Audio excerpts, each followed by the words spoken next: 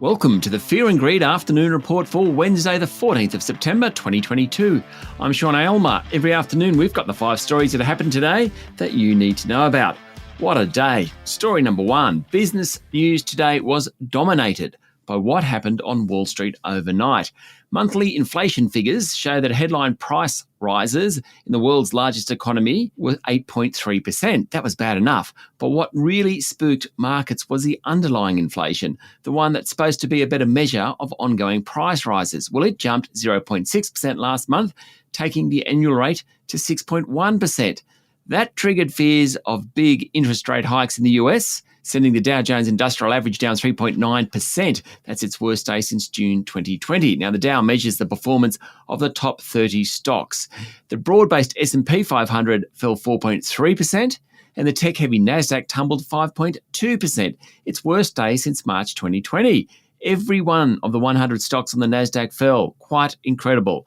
Treasury markets suggest that rates in the US will now just keep rising, and there's a pretty decent chance that the Fed will lift rates by 100 basis points when it next meets.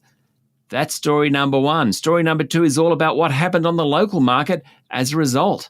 The S&P ASX 200 fell 182 points today, or 2.6%, to 6,829 points, with all sectors falling. The banks were hammered. Simple as that. Commonwealth Bank, National Australia Bank and Macquarie all closed down more than 3%.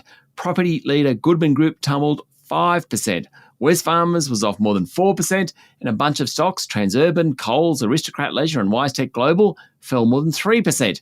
In fact, only 3 of the top 50 companies, minor South32, Computershare and healthcare group ResMed, rose. A rout, I'd say. Story number 3. Technology Council Chair Robin Denholm, who also happens to chair Tesla, today said the single biggest thing governments can do to encourage car manufacturers to build more electric vehicles is to introduce emissions standards. Ms. Denholm said Australia, being mineral rich, was in a unique position when it comes to being part of the EV supply chain. It should be at the forefront of any move towards renewable energy.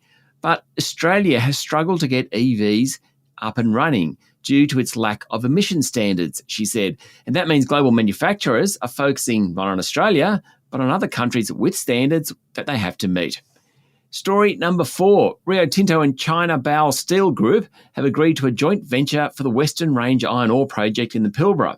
Rio Tinto makes up 54% of the JV, and the two will invest $2 billion to develop the mine. Western Range has an annual production capacity of 25 million tonnes of iron ore. Hard to get your head around a number that big.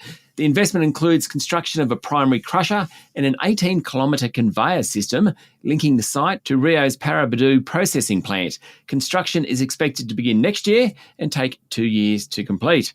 And story number 5. Toll road group Atlas Arteria went to the market today to raise $3.1 billion to fund its $2 billion purchase of the Chicago Skyway.